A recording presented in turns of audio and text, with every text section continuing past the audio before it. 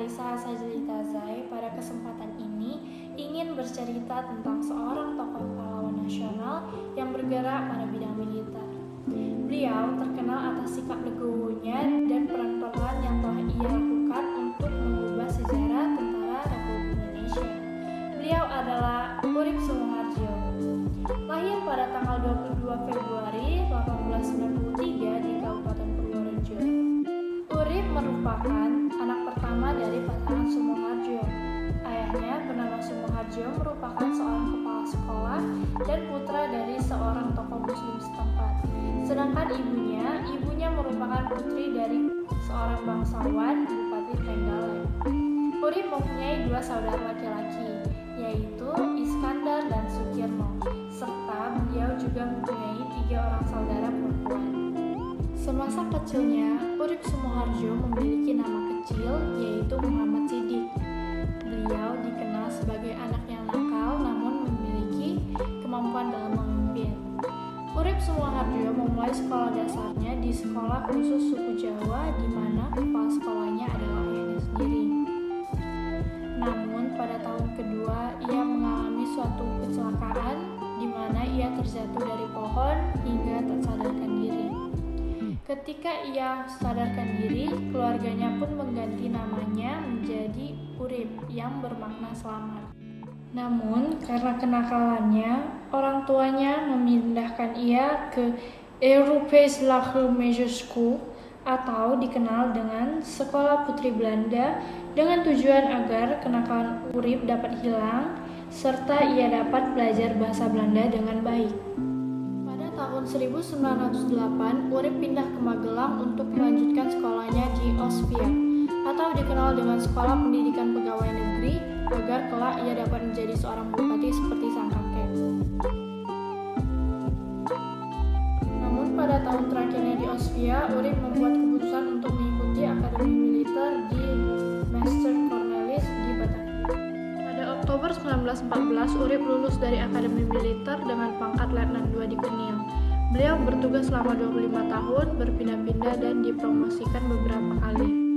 Kemudian pada tahun 1925, ia ditugaskan ke Magelang. Di sana pula ia menikah dengan Roma Subroto, putri dari guru bahasa Jawa dan Melayu Urip ketika ia masih bersekolah. Mereka menikah pada tanggal 30 Juni 1926. Dari Magelang, ia kemudian ditugaskan ke Ambarawa. Di Ambarawa, Urip dipromosikan menjadi seorang kapten dalam staf. Pada tahun 1942, Urip ditangkap dan dipenjara di kamp tawanan perang di Cimahi oleh Jepang.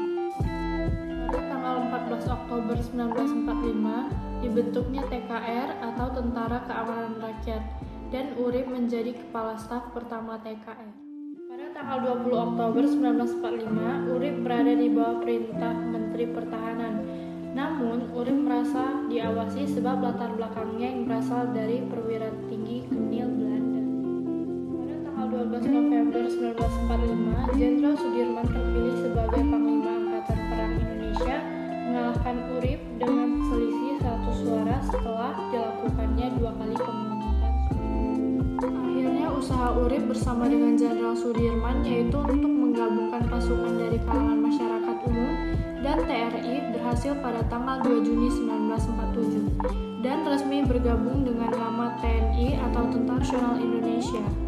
Urip Sumoharjo sendiri mendirikan sebuah akademi militer untuk merekrut calon-calon tentara untuk Republik Indonesia yang berdiri di Yogyakarta. Setelah lebih dari 31 tahun masa perjuangan yang telah beliau lewati, Urip Sumoharjo meninggal pada 17 November 1948 pada usia yang ke-55 tahun. Beliau dimakamkan di Taman Pahlawan Nasional Jogja. Urip Sumoharjo diangkat menjadi pahlawan nasional pada tahun 1964 melalui keputusan Presiden Soekarno. Warisan besar dari Urip Sumoharjo adalah sebuah akademi militer untuk merekrut calon-calon tentara Republik Indonesia yang berdiri di Yogyakarta. Sekian dari cerita saya kali ini, dapat kita simpulkan bahwa jika tidak ada Urip Sumoharjo, maka belum tentu adanya persatuan dari mantan Kenil dan Meta, serta belum tentu adanya akademi militer untuk merekrut tentara Republik Indonesia yang berada di Jogja. Terima kasih.